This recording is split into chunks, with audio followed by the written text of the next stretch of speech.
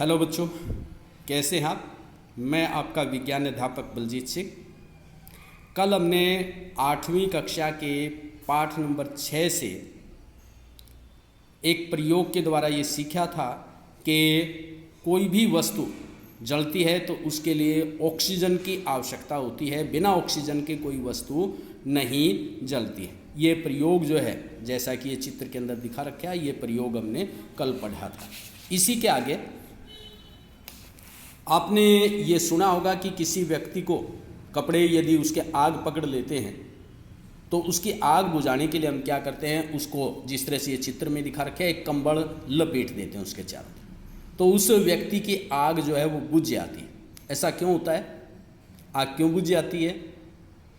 हाँ, सही सोचा आपने, क्योंकि जो जलती हुई वस्तु यानी जो जलते हुए कपड़े थे, उनकी ऑक्सीजन की जो सप्लाई है, ऑक्सीजन की जो आपूर्ति है वो बंद हो जाती है, ऑक्सीजन नहीं मिलती, जिससे जलती हुई आग या वस्तु जो है वो बुझ जाती है।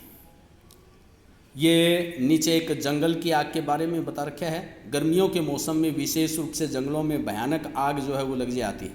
ये हमारी लापरवाही के कारण, जंगल से हम गुजर रहे हैं, जलती हुई तिल्ली फेंक दी या कोई बीड़ी या सिगरेट फेंक दी, या जंगल के अंदर हम गुजरे, खाना पकाया, वहाँ पे जलती हुई आग छोड़ दी, तो घास फूस के अंदर शुरू में वो आग लग जाती है और फिर एक बड़े क्षेत्र के अंदर फैल जाती है। कई बार तो यह आग इतनी भयानक हो जाती है कि हजारों एकड़ के अंदर उपस्थित जो वन होते हैं वो जल करके नष्ट हो जाते हैं।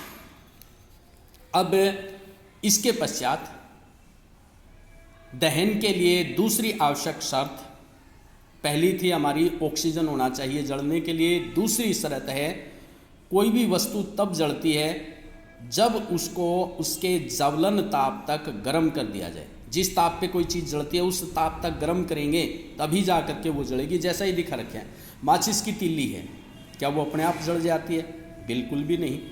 कागज़ का टुकड़ा है, उसके पास माचिस की तिल्ली ले के आते हैं, सूखी तिल्ली जब घिसाई ना तो क्या वो जल उठेगा? अपने आप नहीं जलेगा। जब तक माचिस की तिल्ली जला करके और उसको कागज़ के पास नहीं लाएंगे तो जलती हुई माचिस की तिल्ली क्या करती है, कागज़ का तापमान बढ़ा देती है, इतना कर देती है जिस पे वो जलना शुरू हो जाता है। लेकिन वही माचिस की तिल्ली एक मोटा लकड़ी का टुकड़ा है, उसके पास लेकर के जाएं तो क्या उसको जला सकती है? नहीं जला पाती। उसके लिए हमें उसके ऊपर तेल डालना पड़ता है, तेल डाल करके और फिर उसको तिल्ली दिखाते हैं। काफ़ी समय तक जलने के पश्चात जो लकड़ी का ज्वलन ताप है उस तक उसका तापमान पहुंचता है, तब वो लकड़ी जलनी शुरू होती है। दूसरी तरफ यदि हम देखें एलपीजी है घर के अंदर, उसको लाइटर से एक चिंगारी दिखाते हैं तभी वो जलना शुरू हो जाती है, क्योंकि उसका ज्वलन ताप बहुत कम है। इसी तरह से जलती हुई माचिस की तिल्ली, यदि पेट्रोल है, मिट्टी का तेल, उनको पास ले जाएं तभी वो जलना शुरू हो जाते हैं, ज्वलन ताप उनका कम है। लेकिन यदि हमने कोयला जलाना है तो लाइटर की चिंगारी दिखाएं, उससे नहीं जलेगा। जलती हुई माचिस की तिल्ली ले जाएं, नहीं जलेगा।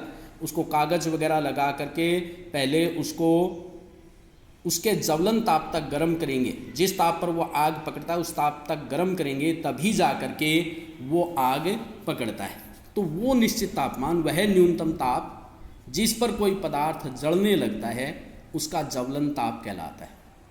ध्यान रखें, एलपीजी है या जो ज्वलनशील पदार्थ जिस तरह से पेट्रोल है, डीजल है, मिट्टी का तेल, इनका ज्वलन ताप बहुत कम होता है। थोड़ी सी चिंगारी दिखाइए तुरंत जल जाएंगे।